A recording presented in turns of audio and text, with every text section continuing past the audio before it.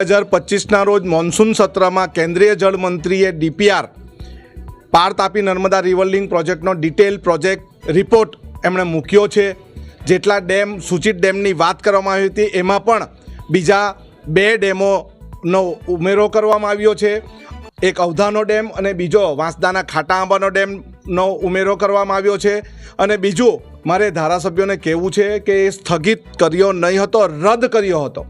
પરંતુ જ્યારે ગુજરાતના મુખ્યમંત્રી પોતાની વાત પરથી ફરી જતા હોય ત્યારે અમને પણ એ આદિવાસી સમાજ એની ઘોર નિંદા પણ કરે છે અને રોષની લાગણી છે. આવનારી 14 તારીખે અમે સમગ્ર આદિવાસી સમાજ ત્યાં મોટી રેલી કરીશું અને આવેદનપત્ર આપીશું. માન્ય મુખ્યમંત્રી ભૂપેન્દ્ર પટેલ સાહેબ સાથે રાખીને અમે આ પ્રોજેક્ટ રદ કરાવેલો અને એની મીડિયામાં જાહેરાત પણ અપાવેલી અને અત્યારે લોકસભામાં એ કંઈ રજૂ થયો નથી.